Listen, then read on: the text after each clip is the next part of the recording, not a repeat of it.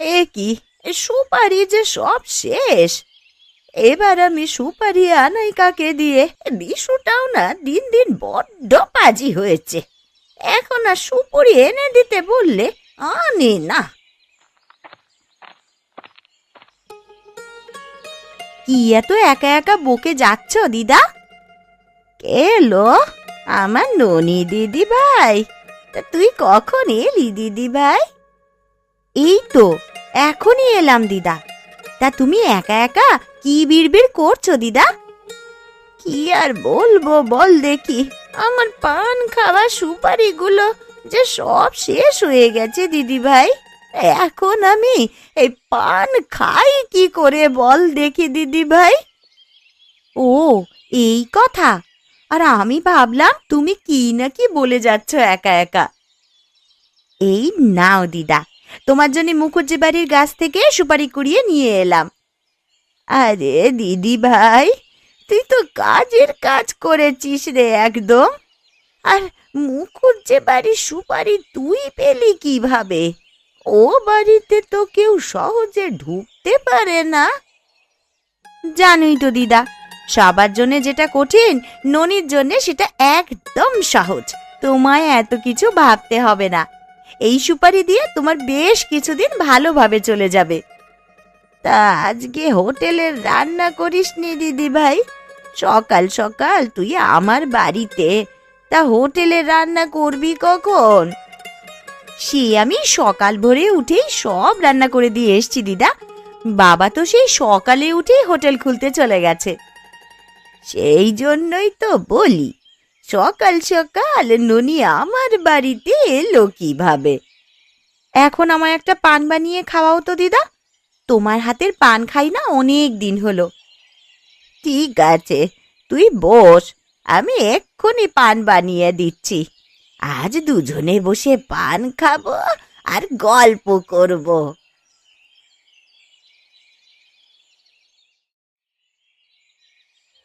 হ্যাঁ রে কানু, এই সকাল থেকেই যে বাজার ফাঁকা আজকে, কোনো কাস্টমার এলো না খাবার খেতে এখনো। হবে হবে কাকাবাবু, সবাই কি আর একসময় বাজারে আসে নিত্যদিন? আর এই বাজারে আমাদের হোটেলটাই একমাত্র সস্তার হোটেল। এমন সস্তার হোটেলে ভালো খাবার এমন কম দামে আর কোথায় পাবে লোকজন? সস্তা বললেই তো লোকজন আর তেমন আসতে চায় না। আমাদের হোটেলে তো তেমন মাছ মাংস ওঠে না, সবজি আলুর দম এসব দিয়ে আর কজনে ভাত খেতে চায় বলো? খাবে খাবে, সবাই খাবে। আমাদের মতো ছাপোষা মানুষজন আছে যারা, তারাই খাবে আমাদের হোটেলে।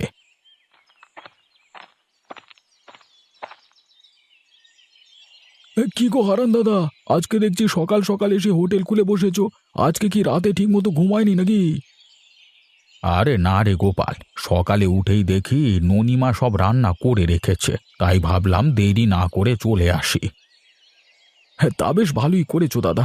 তোমার হোটেল আছে বলেই আমরা সকলে দুমুঠো ভাত খেতে পারি সকালের দিকে। তা কোথা থেকে আসলি রে পাগল? এত সকালে তো তুইও বেরোস না। গিয়েছিলাম বিশুর চায়ের দোকানে চা খেতে, চা শেষ করে বাড়িতে ফিরছিলাম। তা পথে ভাবলাম তোমার সাথে দেখা করে যাই আর দুটো ভাত খেয়ে যাই।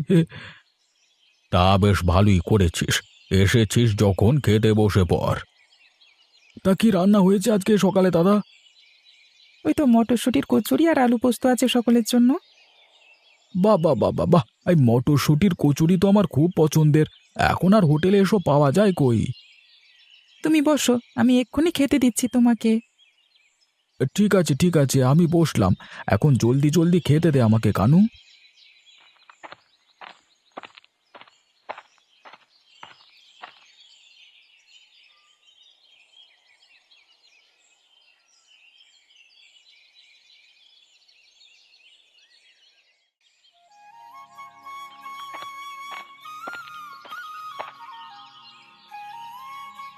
ননি, ও ননি, বাড়িতে আছিস নাকি?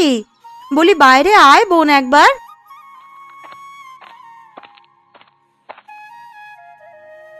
আরে মালতী দিদি যে, কখন এলে তুমি? এই তো এখনই এলাম রে। এই ভর দুপুরবেলায় তুই ঘরে বসে কি করছিলি? ঘরে বসেছিলাম না গো দিদি, আমি তো গিয়েছিলাম গয়া দিদার বাড়িতে।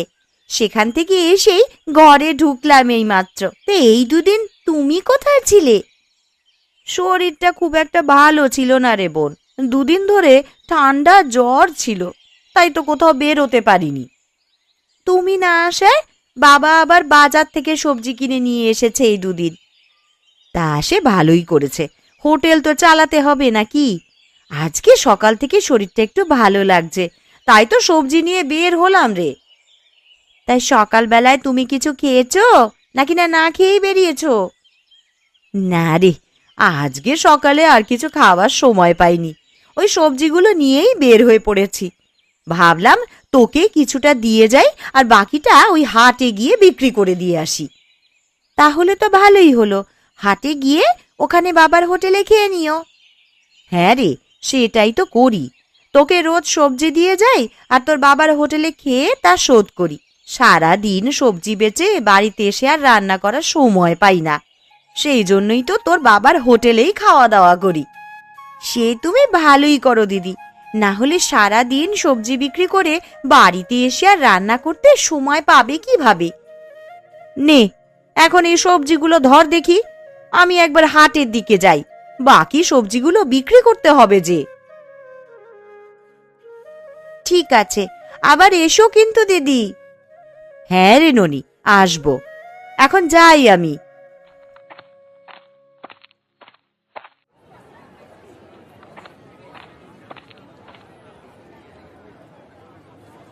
কিরে মালতী, এতদিন কোথায় ছিলিস তুই? আর বলো না বিমলদা, শরীরটা খুব খারাপ ছিল এই দুদিন, জ্বর আর ঠান্ডা কাশির জন্য বিছানা থেকে উঠতেই পারিনি দুদিন। তা আজ শরীরটা ভালো লাগছে দেখেই চলে এলাম।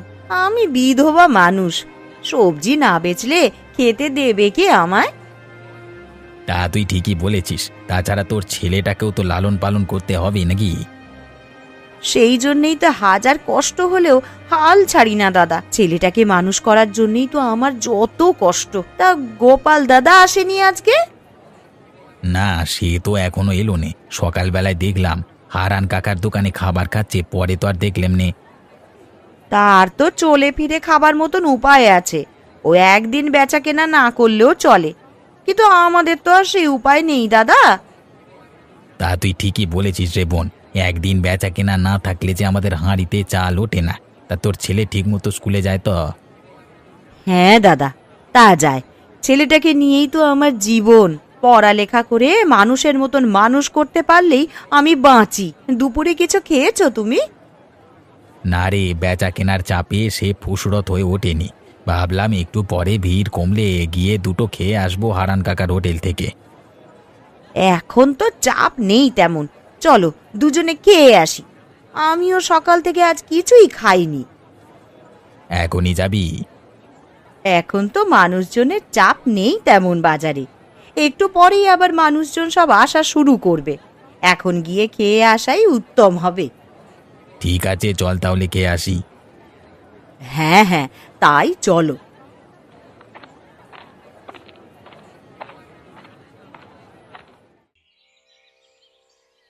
কাকাবাবু, আপনি খাবেন না? দুপুর করিয়ে তো বিকেল হতে চললো। খাবো রে খাবো, একটু হিসেব নিকেশ নিয়ে বসেছিলাম আর কি। এই বাজারে ব্যবসা করা যে দিন দিন কঠিন হয়ে দাঁড়িয়েছে। তা তুই খেয়েছিস বাপ? হ্যাঁ কাকাবাবু, কাজের এক ফাঁকে আমি খেয়ে নিয়েছি, লোকজনের চাপ কম দেখে খেয়ে নিয়েছি। তা বেশ বেশ, ভালোই করেছিস তুই। কি হে বিমল, কেমন আছিস তুই? সকালে যে এদিকে এলি না খেতে। আমি ভালো আছি কাকা, সকালে আজকে হাটে আসতে দেরি হয়ে গেছে, তাই আর খাবার সময় পাইনি। মালতী মায়ের শরীর এখন কেমন? জ্বর পড়েছে? হ্যাঁ গো কাকা, কমেছে। তা সকালে হাটে আসার সময় তোমার বাড়িতে সবজি দিয়ে এসেছি গো কাকা। তা বেশ ভালোই করেছিস মা। আর বাইরে থেকে সবজি কিনে আমার আর পোষায় না। আর তাছাড়া তোর কাছে তো তাজা সবজি পাই, বাইরে থেকে কেন কিনতে যাব তাহলে? তোমার কাছে সবজি দিই বলেই তো দুবেলা দুটো খেতে পারি এখানে। আজকে দুপুরে কি রান্না হয়েছে গো কাকা? ওই তো ল্যাটা মাছ দিয়ে বেগুন তরকারি আর আলু ভর্তা আর ডাল। বাবা বাবা বাহ, বেশ ভালো তরকারি। তবে তুমি মাংসের পদ করতে পারো কাকা কিছু? কি করব বল, আমার যে পুঁজি কম, খাসির মাংসের যে অনেক দাম। তা তুমি ঠিকই বলেছ। এ সস্তার হোটেলে বেশি দাম দিয়ে কেউ খাসির মাংস খেতে আসবে না। গোপাল দাদা কি দুপুরে খেতে এসেছিল? না রে, গোপাল তো সকালে খেয়ে গেছে, দুপুরে তো আর এলো না। খুব খিদে পেয়েছে, আর কথা না বাড়িয়ে চলো খেতে বসি বিমল দাদা। ঠিক আছে চলো। হ্যাঁ রে কানু, ওদের খেতে দিয়ে দে বাপ। তোমরা বসো, আমি এক্ষুনি তোমাদের খেতে দিচ্ছি।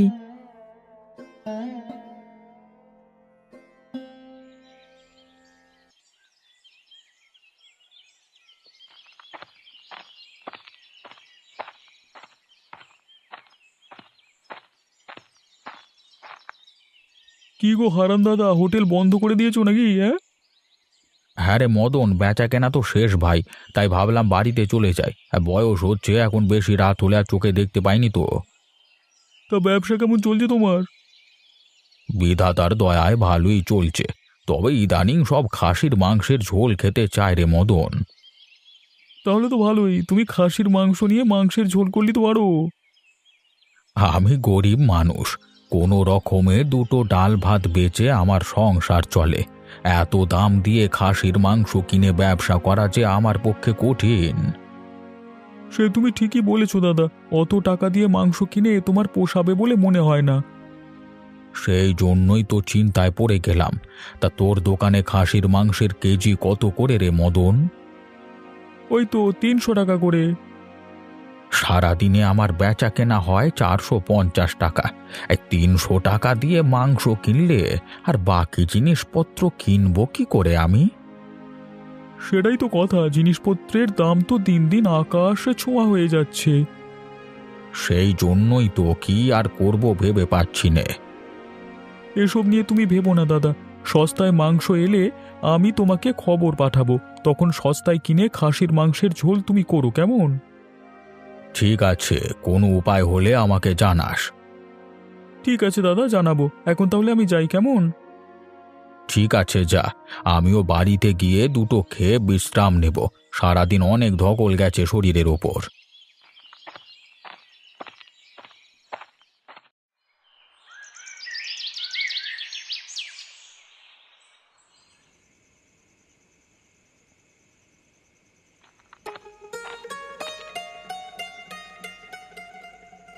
ননিমা, আরে ও ননিমা, কি করছিস তুই?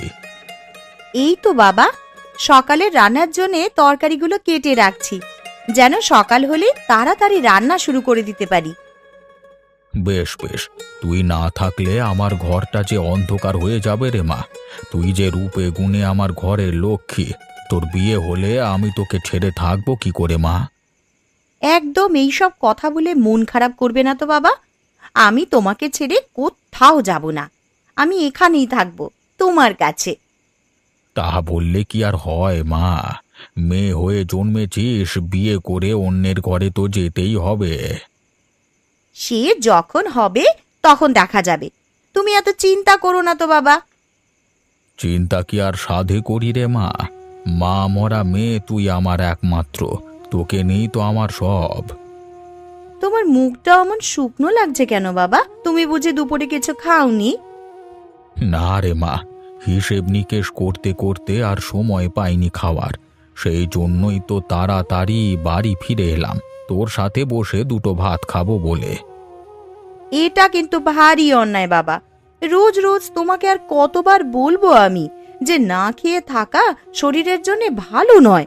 আমার একটা কথাও তুমি যদি শুনতে। রাগ করিস না মা আমার, একা হাতে সব দিক সামলে আর পেরে উঠি না আমি। তার উপর কাস্টমারদের এখন আবার নতুন বায়না, আমাকে চিন্তায় ফেলে দিয়েছে। কেন বাবা, কি হয়েছে? সবাই খাসির মাংসের ঝোল খেতে চায়, একটু ভালো মন্দ খেতে চায়।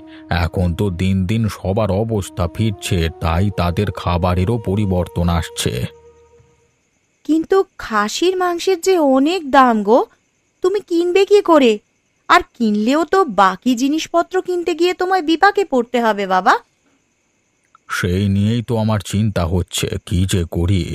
তবে মদন বলেছে অনেক সময় সস্তায় খাসির মাংস পাওয়া যায়, সেই মাংস এনে ঝোল করে বিক্রি করতে বলেছে। সস্তা বলতে? এই যেমন ধর, সারাদিন বিক্রি হয়নি খদ্দেরের অভাবে, তখন কম দামে খাসির মাংস বিক্রি হলে কিনে নিতে বলেছে মদন। কিন্তু মানুষ কি আর সেগুলো খেতে চাইবে? কেন চাইবে না? আমি তো আর পচা মাংস খাওয়াচ্ছি না মানুষকে। আচ্ছা, সে যখন হবে তখন দেখা যাবে। এখন তুমি হাত মুখ ধুয়ে খেতে এসো তো, আমি তোমার খাবার বাড়ছি। ঠিক আছে মা।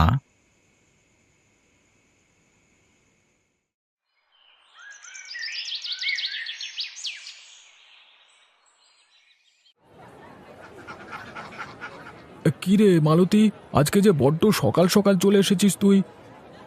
আরে কি করবো দাদা বলো, সকালেই ঘুম ভেঙে গেল, তাই উঠেই শাকসবজি নিয়ে ভাবলাম একেবারে হাটে চলে আসি। তা বেশ ভালো করেছিস। তা বিমল কই? বিমলকে দেখছি না যে। বিমল দাদা তো এখনো আসেনি, বোধহয় মাছ ধরে ফিরতে দেরি হচ্ছে। তা গতকাল তুমি কোথায় ছিলে? জিনিসপত্র নিয়ে এলে না যে? আর বলিস না সে কথা, গ্রামে গিয়েছিলাম হাঁস মুরগি খুঁজতে, কিন্তু কোথাও কোনো হাঁস মুরগি খুঁজে পেলাম না। তাহলে আজকে হাঁস মুরগি নিয়ে এসেছো কোথা থেকে? আমাদের গ্রামের হাঁস মুরগি সব বোধহয় শেষ হয়ে গেছে, তাই তো সকাল সকাল উঠেই পাশের গ্রাম থেকে হাঁস মুরগি কিনে নিয়ে এলাম হাটে বিক্রি করব বলে। তা বেশ ভালো করেছো দাদা।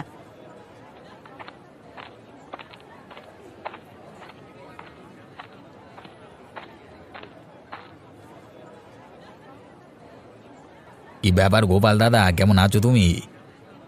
আমি ভালো আছি রে বিমল, তুই কেমন আছিস? আমিও ভালো আছি। তোমার আজ আসতে এত দেরি হলো কেন বিমল দাদা? মাছ ধরে ফিরতে আজকে দেরি হয়ে গেছে রে। তোমরা সকালে খেয়েছো? না গো, আমি খাইনি। তোমরা খেয়েছো? না রে, আমিও খাইনি তো। চলো তাহলে হারান কাকার হোটেল থেকে খেয়ে আসি। হ্যাঁ হ্যাঁ, তাই চল, আমারও খুব খিদে পেয়ে গেছে।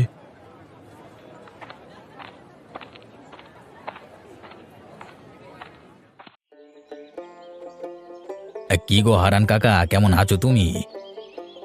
এই তো ভালো আছি রে বিমল, তা তোরা কেমন আছিস? আমরাও ভালো আছি হারান দাদা। খুব খিদে পেয়েছে কাকা, খাবার দাবার কিছু আছে গো? আছে বই কি, অবশ্যই আছে। তোদের জন্য রোজ আমি আলাদা করে রাখি খাবার। আমি জানি তো, যত দেরি হোক না কেন তোরা ঠিক আমার কাছেই খেতে আসবি। তা কি রান্না হয়েছে আজকে দুপুরে? আজকে মলা মাছের তরকারি আর মুগের ডাল। অনেকদিন হলো দুপুরে বেশ জমিয়ে ভালো মন্দ কিছু খাই না। একদিন চলো সবাই শহরের হোটেলে খেতে যাই। তা গেলে মন্দ হয় না, এইদিকে তো কেউ তেমন খাসির মাংসের ঝোল করে না। তা খাসির মাংসের ঝোল আমারও খুব পছন্দের, কিন্তু এই দিকে তো তেমন পাওয়াই যায় না। এখন তো আমাদের আয় ভালোই, একদিন খেলে মন্দ হয় না। কাকা, মদন কসাই তোমাকে তার দোকানে একবার যেতে বলেছে। কেন রে, কিছু বলেছে তোকে? হ্যাঁ, সস্তায় খাসির মাংস বিক্রি হচ্ছে আজকে মদন দাদার দোকানে, তাই তোমাকে যেতে বলেছে। আরে সস্তার জিনিস ভালো হয় না, নিশ্চয়ই পচা মাংস বিক্রি করছে ওই মদন। হ্যাঁ, তাই হবে হয়তো। আরে কথায় আছে না, সস্তার তিন অবস্থা। তোরা না জেনেই বলছিস কেন? হতেও তো পারে কোনো বিপদে পড়ে মদন সস্তায় মাংসগুলো বিক্রি করে দিচ্ছে, আর খারাপ হলে কি কেউ কিনবে নাকি সেগুলো? কি জানি বাপু, তোমার কিনতে হয় কেন? তবে আমাদের যেন এই সস্তার খাসির মাংসের ঝোল খাওয়াতে যেও না, বুঝলে? আগে আমি গিয়ে তো দেখি, পরে না হয় ভালো হলে কিনে নিয়ে আসবো। সে তুমি যা ভালো বোঝো করো গিয়ে, এখন আমাদের দুটো খেতে দাও দেখি। আরে কানু, ওদের সবাইকে খেতে দে, আমি যাই মদনের দোকান থেকে একবার ঘুরে আসি। ঠিক আছে কাকা, আমি এক্ষুনি সবাইকে খেতে দিচ্ছি।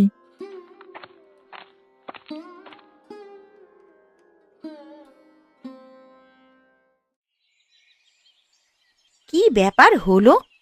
দিদাকে সেই সকালে খবর দিয়ে এলাম, দিদা তো এখনো এলো না। আমি তো খাসির মাংসের ঝোল রান্নাই করতে পারি না। কই রে দিদি ভাই, বাড়িতে আছিস নাকি তুই? হ্যাঁ গো দিদা, তোমার এখন আসার সময় হলো বুঝি? আমি সেই কখন থেকে পথ চেয়ে চেয়ে মাংস কাটতে বসে পড়লাম। তা বেশ ভালোই করেছিস দিদি ভাই।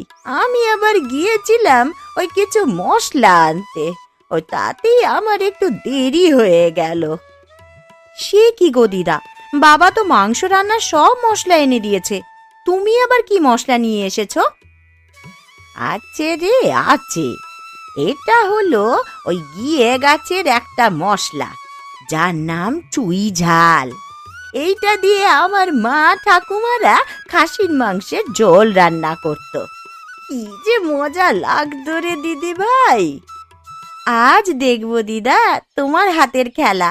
খুব তো শুনে এসেছি এই 5 গায়ের মধ্যে তোমার মতন কেউ নাকি খাসির মাংসের ঝোল রান্না করতে পারে না।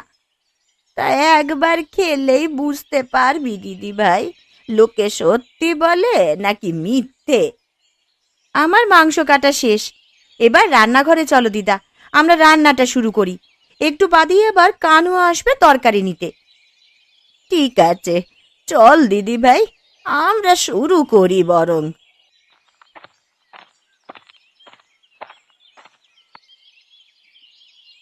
হ্যাঁ রে কানু, গোপালরা কি আজকে খাসির মাংসের ঝোল খাবে?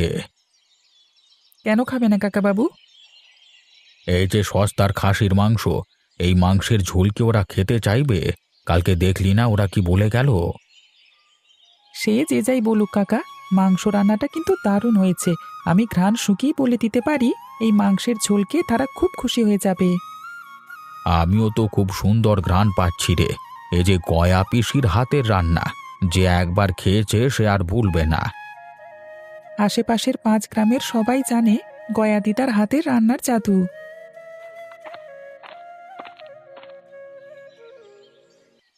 কি গো হারান দাদা, দুপুরে রান্না বান্না হয়েছে আজকে? আজকে কেমন যেন একটা সুন্দর সুঘ্রাণ পাচ্ছি মাংসের। হ্যাঁ তাই তো, আজকে যে সস্তার খাসির ঝোল রান্না হয়েছে, সুঘ্রাণ তো ছড়াবেই। তোরা সবাই খেতে বস, আজকে খাসির মাংসের ঝোল রান্না হয়েছে। সস্তার জিনিস ভালো হয় না, আমি ওসব খাবো না। হ্যাঁ হ্যাঁ, আমরা ওসব সস্তা জিনিস খাবো না দাদা। একবার খেয়ে দেখো না তোমরা, একবার খেলে যে এর স্বাদ আর ভুলতে পারবে না। তা তুই যখন এত করে বলছিস, তবে একবার খেয়ে তো দেখতেই পারি। কি বলো বিমল দাদা?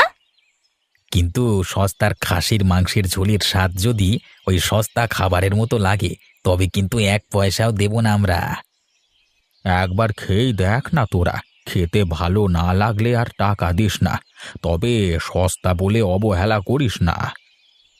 ঠিক আছে, চল সবাই খেতে বসি।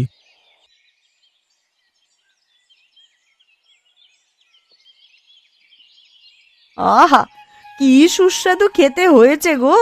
এই স্বাদ যেন জিভে লেগে থাকার মতন। একদম ঠিক বলেছিস মালতী, সস্তা বলে আমি তো ভেবেছিলাম এই মাংসের ঝোল মুখেই তোলা যাবে না। আমরা ভুল ভেবেছিলাম, সস্তা হলেই যে সেই জিনিস খারাপ হবে তা ভাবা আমাদের মোটেই ঠিক হয়নি। এবার বুঝলি তো তোরা, সস্তা হলে সব জিনিস খারাপ হয় না। অনেক সময় সস্তা জিনিসের মধ্যে লুকিয়ে থাকে অনেক ভালো কিছু, যা শুধু সঠিক কাজে লাগানো দরকার, সঠিক হাতের দ্বারা।